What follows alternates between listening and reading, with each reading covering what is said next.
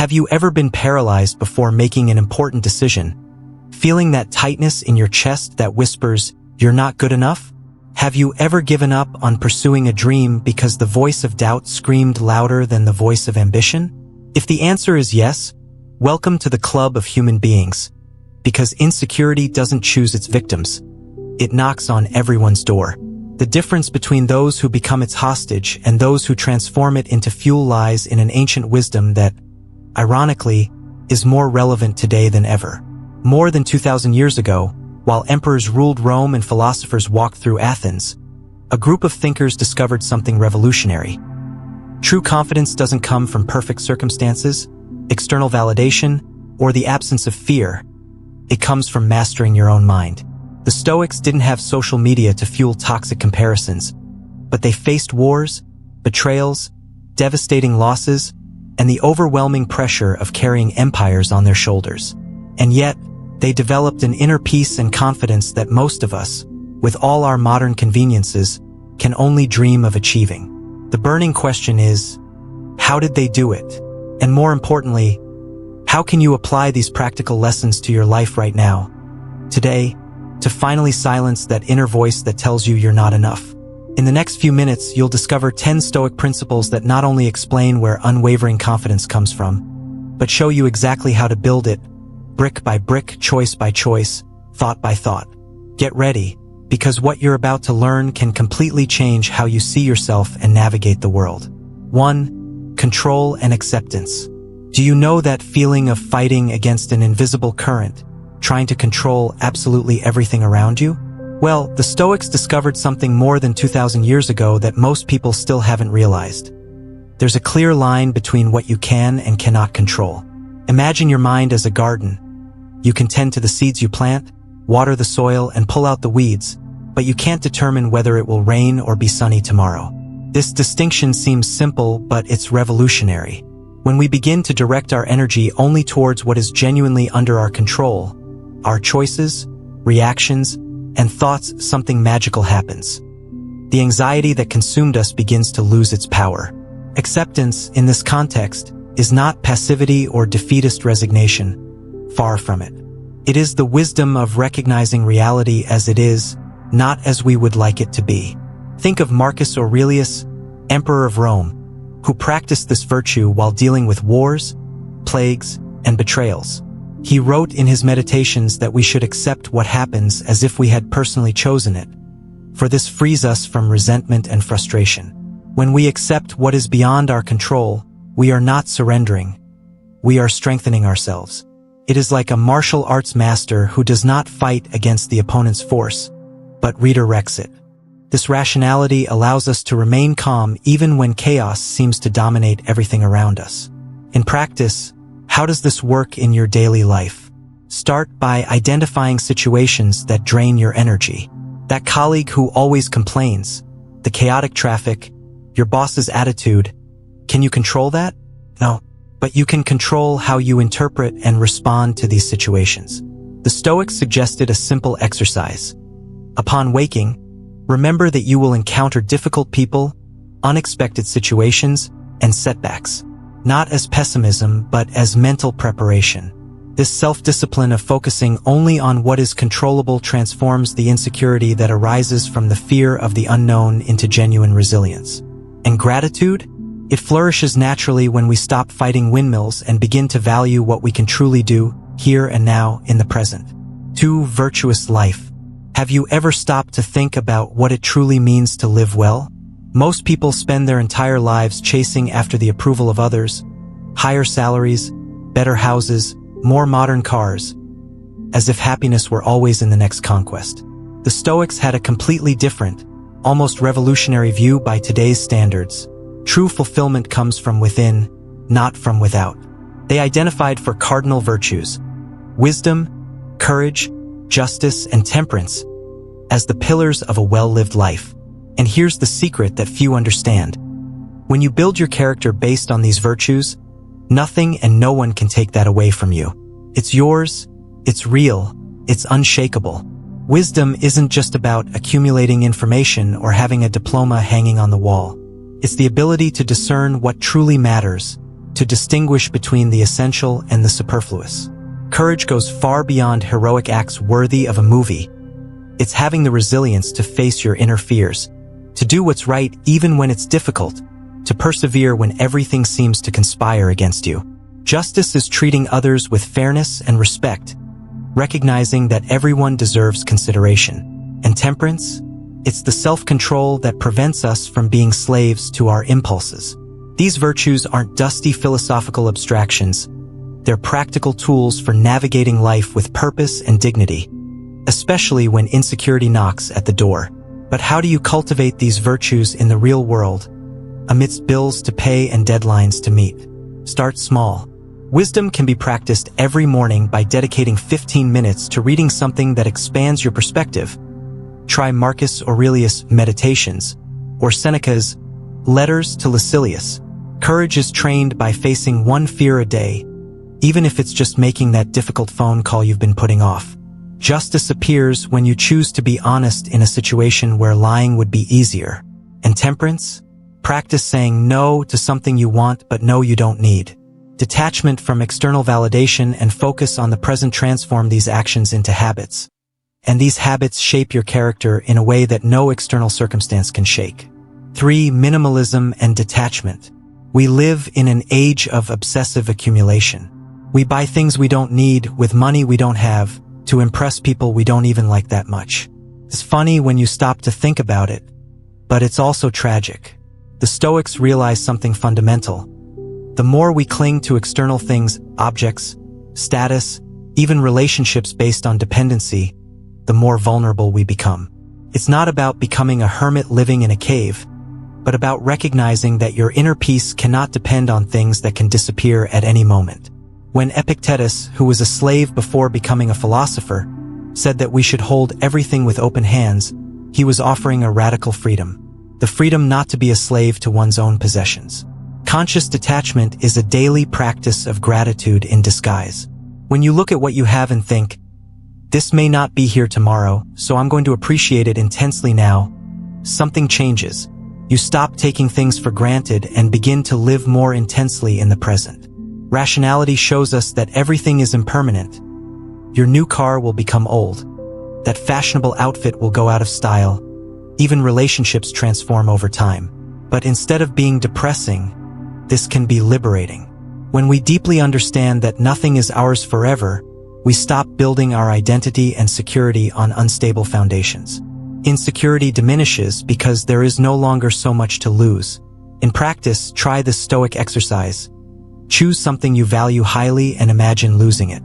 Not in a morbid way, but realistically. Your cell phone breaks, your car is stolen, you lose that job that defines so much of your identity. How would you react? This visualization isn't pessimism. It's mental preparation. The Stoics called this premeditatio malorum, the premeditation of evils. Another practical tip. Once a month, donate or discard something you no longer use. Books that gather dust, clothes forgotten in the closet, objects we accumulate just in case. This self-discipline of letting go of the unnecessary creates space, physical and mental. And in that space, resilience flourishes because you discover that you need much less than you imagine to be complete. For rational thinking, your mind can be your best friend or your worst enemy, and it's usually both in the same day. The difference lies in who's in control. You or your automatic thoughts. The Stoics were masters at using rationality as a tool for liberation. They understood that most of our suffering doesn't come from the events themselves, but from the distorted interpretations we make of them. Epictetus put it bluntly, "It is not things that disturb us, but the opinions we have about them." Think about it. How many times have you suffered in advance for something that never happened? Or turned a small problem into a catastrophe through spiraling thoughts? Stoic philosophy offers an antidote, systematically questioning each thought before accepting it as truth. Controlling our thoughts is probably the most underestimated skill in the modern world. We live in an age where we are bombarded with information, others' opinions, and constant comparisons on social media, all of which fuel irrational beliefs that undermine our confidence. The Stoic technique is simple but powerful. When a disturbing thought arises, pause and ask, is this really true? Do I have concrete evidence? Am I confusing possibility with probability? Seneca practiced this daily, examining his thoughts as a scientist examines hypotheses. This acceptance that our first thoughts are not always correct is the first step towards mental freedom. And with mental freedom comes resilience. You are no longer a hostage to every negative thought that crosses your mind. Let's get concrete. Start a thought journal. Every time you feel strong anxiety or insecurity, write down exactly what you're thinking. Then, next to it, write a rational and balanced version of the same thought. For example, I'm going to fail this presentation and everyone will judge me, becomes, I've prepared well. And even if it's not perfect, it's a learning opportunity. Marcus Aurelius did this in his Meditations. He talked to himself on paper, rationalizing his fears. Another powerful practice, the top-down view technique. When you're stuck on a problem, imagine yourself seeing the situation from afar, as if you were in space looking down at Earth. This perspective reminds us how small our problems are in the grand scheme of things. The detachment from this practice brings clarity, and clarity brings peace. In the present, with gratitude for what works instead of obsession with what might go wrong, life becomes lighter. 5. Present and mindfulness. Where are you right now? Not physically, but mentally. If you're like most people, you're probably split between 3 places at once. Dwelling on something that happened yesterday, obsessively planning for tomorrow, and only fleetingly noticing what's happening now. The Stoics realized millennia ago what modern neuroscience confirms. Living in the past breeds depression, living in the future breeds anxiety, and living in the present breeds peace. Marcus Aurelius wrote something profound. Confine yourself to the present. It's not about completely ignoring the past and future. It's about not letting them steal the only thing you truly have, this moment. Insecurity grows when our minds are constantly wandering, creating catastrophic scenarios or ruminating on past mistakes. The present is the only time that truly exists. Think about it. You have never lived a single second in the past or the future. Everything you have experienced in the now. And yet, we spend our whole lives distracting ourselves from this single real moment. The practice of mindfulness, which the Stoics called vigilant attention, is about bringing full awareness to what is happening now. Do you feel the weight of your body in the chair? Do you hear the sounds around you? Do you feel your breath going in and out? These simple details are anchors that bring us back when the mind wanders to the past or future. Rationality shows us that we can only act in the present. So why waste mental energy in times where we have no power at all? Accepting the present moment, exactly as it is, dissolves internal resistances that leave us exhausted. How can you cultivate this presence in your daily life? A simple Stoic technique. Choose a daily activity and make it an exercise in mindfulness. Could be washing dishes, taking a shower, walking to work. Instead of letting your mind wander, concentrate completely on the experience, the water temperature, the sensations in your body, the details you normally ignore. Another powerful practice that Seneca recommended. At the end of each day, mentally review everything that happened, but without judgment. Just observe with gratitude for what was good and learning from what could be better. This closes the day and prepares the mind to sleep without anxiety.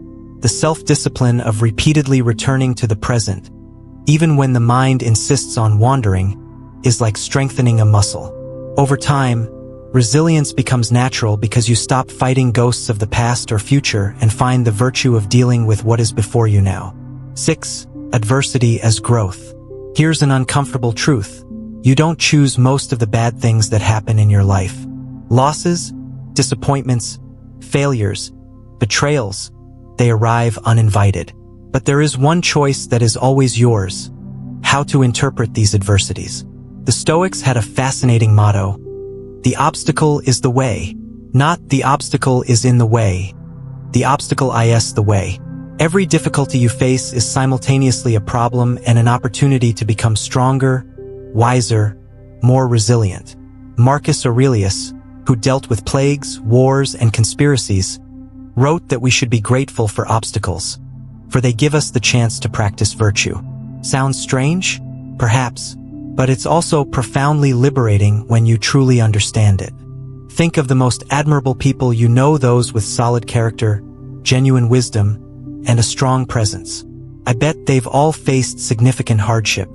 It wasn't the adversity itself that made them special, but how they chose to respond to it. Stoic rationality teaches us to reinterpret every challenge. Lost your job? An opportunity to discover what you truly want to do. Relationship ended? A chance to grow as an individual and better understand your needs. Project failed? A valuable lesson that no school could teach. This isn't empty positive thinking. It's a profound acceptance that life includes difficulties, and our task is to extract growth from them. Detachment from the perfect outcome and a focus on learning transform each setback into a classroom. In practice, try this exercise when something goes wrong. Instead of asking, "Why did this happen to me?" ask, "What was the purpose of this?" The difference seems subtle, but it's revolutionary. The first question positions you as a victim, the second as a learner. The Stoics suggested visualizing obstacles as sparring partners. Training partners are there to strengthen you, not to destroy you. Keep a journal of adversity, where you write down challenges faced and what you learned from each one. Over time, you will see patterns and realize that your greatest growth came from the worst moments. Gratitude emerges naturally when you recognize that the person you are today was forged in the difficulties of yesterday. And insecurity? It diminishes when you develop confidence that you can handle whatever comes, because you have already dealt with so much. In the present, each obstacle is an opportunity to prove to yourself what you are capable of. 7. Self-discipline. Let's be honest. You probably already know what you need to do to improve your life. Exercise more, eat better, read more, complain less, get enough sleep, focus on what matters. The problem isn't a lack of information. We live in the era with the most available information in human history. The problem is execution. And execution depends on a word that has gone out of fashion but remains essential: self-discipline. The Stoics understood that true freedom is not doing whatever you want at any time. That's slavery to impulses. Real freedom is having control over yourself, consciously choosing your actions instead of being dragged along by momentary desires. Epictetus, who intimately knew what it was like to lack physical freedom, taught that mental freedom through self-control is the only freedom that no one can take away from you. Self-discipline isn't punishment or cruel repression. It's self-love in action. When you choose to meditate instead of endlessly scrolling through social media feeds, you're not depriving yourself of pleasure. You're choosing your future self over your immediate self. Every small act of self-control is a vote of confidence in yourself. And confidence is precisely the antidote to the insecurity that corrodes from within. The Stoics practiced what they called exercises in voluntary deprivation, occasionally giving up comforts to remember that they can live without them. Seneca occasionally slept on a hard bed and ate simple food, not out of masochism, but to train resilience and detachment. In the present, when you master your impulses, something powerful happens. You realize you have more control over your life than you ever imagined. How to develop self-discipline in a concrete way. Start ridiculously small. Everyone's mistake is starting too big. Want to meditate? Start with 2 minutes, not 30. Want to read more? 1 page a day, not a book a week. Want to exercise? 10 push-ups, not an hour at the gym. Virtue lies in consistency, not initial intensity. Marcus Aurelius woke up early every day, even as emperor, to practice his philosophical reflections. He understood that rationality needs to be trained daily like a muscle. Another powerful technique: identify your impulsivity triggers. What makes you procrastinate? What situations lead you to decisions you later regret? Once aware of the patterns, you can create barriers, delete apps, change your environment, have an accountability partner. Gratitude for progress, however small, fuels motivation. And when you fail, and you will fail because you're human, practice acceptance and start again the next day. Discipline is not perfection. It's persistence. 8. Gratitude. There's a simple exercise the Stoics used to do that can completely change your perspective on life. Every night, before bed, list 3 things you are grateful for. Sounds like a cheap self-help book cliche? Maybe. But it works for a neurological reason. Our brains have a natural negative bias. We evolved this way to detect threats and survive. The problem is that, in the modern world, this bias keeps us focused on what's missing, what went wrong, what could be better. Gratitude is the antidote. It's not about denying real problems or pretending everything is fine. It's about consciously choosing to balance your perspective, recognizing what works instead of just what fails. Marcus Aurelius even started his mornings by giving thanks for the difficult people in his life, because they gave him the opportunity to practice patience and understanding. The regular practice of gratitude chemically changes your brain. Studies show that people who keep gratitude journals have lower levels of cortisol, the stress hormone, and higher levels of dopamine and serotonin, feel-good hormones. But the Stoics didn't need scientific studies to know this experience was enough. Seneca wrote about being grateful even for having clean water to drink and a roof over your head. Things we take for granted that we forget to value them. Rationality shows us something powerful. If you have health, food, security, and people who care about you, you are literally richer than most kings in ancient history. Not in money, but in the things that truly matter. This perspective transforms insecurity into contentment because you stop measuring your life by what you don't have and begin to appreciate what you do have. How to make gratitude a part of your day. Beyond a nightly journal, try the gratitude walk. Walk for 15 minutes focusing only on noticing things you are grateful for. The pleasant temperature, the trees, your ability to walk, anything. It sounds silly until you experience it and feel how this shift in focus alters your emotional state. Another Stoic practice, loss visualization. Imagine losing something or someone you value, not morbidly, but realistically. Your health, your eyesight, a loved one. When you return to reality and realize you still have all of that, gratitude naturally explodes. The Stoics also recommended being grateful for challenges, because they strengthen us. In the present, when you cultivate active, not passive gratitude, resilience becomes natural. You develop what they call eyes of abundance, the ability to see the glass half full without denying that it's half empty. And with this virtue of appreciation, detachment from external achievements becomes easier because you already feel complete with what you have. 9. Empathy and humility. Here's an uncomfortable truth. You judge people all the time. And before you protest that you don't, stop and observe your thoughts for an entire day. What an idiot driver. How selfish she is. He's so arrogant. That person has no clue. We judge constantly, automatically, relentlessly. The Stoics didn't say this is wrong. They said it's natural but counterproductive. Marcus Aurelius reminded himself daily that people act according to what they believe to be right, even when they are wrong. They're not trying to be difficult. They're doing the best they can with the mental tools they have. This fundamental acceptance of imperfect humanity, starting with our own, is what we call humility. And interestingly, genuine humility doesn't make you weak. It makes you unshakable, because you stop pretending to be perfect and embrace the reality of being human. Stoic empathy isn't cheap sentimentality. It's rationality applied to human relationships. When someone is rude to you, instead of reacting with anger, the Stoics suggested pausing and asking, what might be happening in this person's life? What pain might they be feeling? What insecurity are they projecting? This isn't excusing bad behavior, it's understanding context. Epictetus taught that when someone offends you, what truly hurts you are your own judgments about the offense.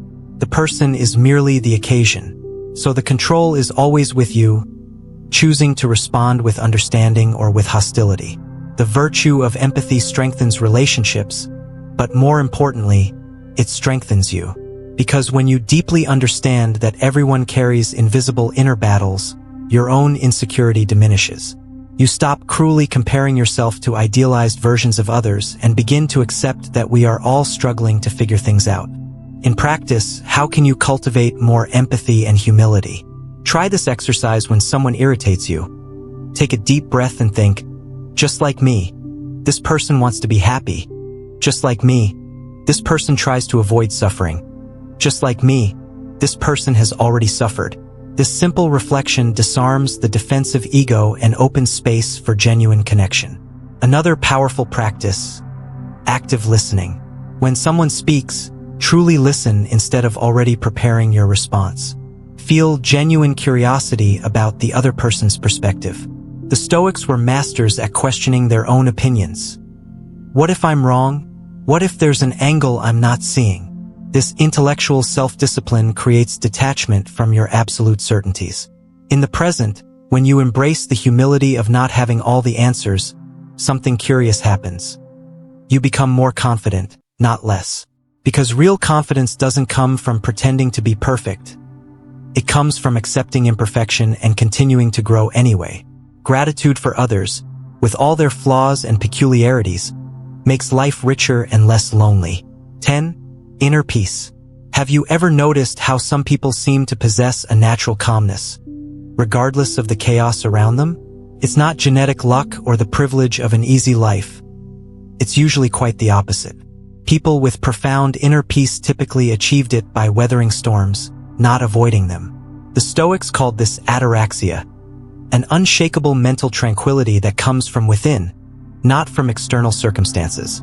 Marcus Aurelius ruled an empire in constant crisis. Seneca faced exile and persecution. Epictetus was born a slave. And all developed an inner serenity that no adversity could destroy. The secret? They understood that peace is not the absence of problems. It's the presence of a mind trained to deal with problems without panicking. Inner peace doesn't happen accidentally. It's cultivated through deliberate and consistent practices. First comes control over what you allow into your mind. The Stoics were radically selective with external influences, alarmist news, toxic gossip, chronically negative people. Not out of arrogance, but out of self-discipline. Your mental peace is a garden, and you need to consciously decide what you plant in it. Second, the profound acceptance of impermanence. Everything changes, nothing lasts forever, and resisting this fundamental reality generates unnecessary suffering. When you truly accept that you are alive today but there are no guarantees for tomorrow, two things happen. You value the present more and stop postponing what matters. Resilience is born from this radical acceptance of life as it is, not as we would like it to be. How to develop inner peace in concrete terms. Create daily rituals that act as anchors of stability. Morning meditation, even if just 5 minutes. Nightly reflection on the day, asking, did I do my best? What did I learn? What am I grateful for? Contemplative walks without music or podcasts, just you and your thoughts. The Stoics also practiced what they called viewing from above, imagining yourself observing your life from afar, like a spectator. This perspective drastically reduces the dramatic importance we give to minor problems. Another technique, establish firm boundaries. Learn to say no without guilt to demands that drain your energy without adding real value. The virtue of protecting your peace is not selfishness. It's a necessity. In the present, when you intentionally cultivate tranquility through these practices, insecurity loses ground. You develop confidence not that nothing bad will happen, but that you will be able to handle whatever comes. And this confidence, rooted in rationality and detachment from controlling the uncontrollable, is virtually unshakable. Gratitude for the journey, with all its ups and downs, completes the circle. So, after everything we've explored here, an honest question needs to be asked. What are you going to do with this knowledge? Because information without action is just entertainment, and you didn't come this far just to be entertained, did you? The Stoics didn't create this philosophy to look good in Instagram quotes. They forged it in the trenches of real life, tested it in wars, exiles, devastating losses, and unimaginable pressures. And it worked. Not because they were special or endowed with superpowers, but because they chose, day after day, to practice these principles until they became second nature. The unwavering confidence you seek won't fall from the sky one bright morning. It will be built on the small choices you make when no one is watching. When you choose to focus on what you control instead of ruminating on the uncontrollable. When you practice gratitude even on difficult days. When you accept discomfort as a teacher instead of an enemy. When you master your impulses through self-discipline. When you live in the present instead of getting lost in unchangeable pasts or non-existent futures. Now, pause for a moment and reflect. Which of these 10 lessons resonated most deeply with you? Which one seems to be exactly what your life is asking for right now? And here's the most important question of all: what concrete action, however small, can you take in the next 24 hours to begin applying this principle? Perhaps it's identifying a situation where you waste energy trying to control the uncontrollable. Perhaps it's starting a gratitude journal tonight before bed. Perhaps it's practicing 5 minutes of mindfulness in the present. Or maybe simply choosing a virtue: wisdom, courage, justice, or temperance, and asking yourself throughout the day, what would this virtue do in this situation? The insecurity you carry won't disappear overnight, and that's okay. It was built up over years through experiences, beliefs, and conditioning. But here's the good news.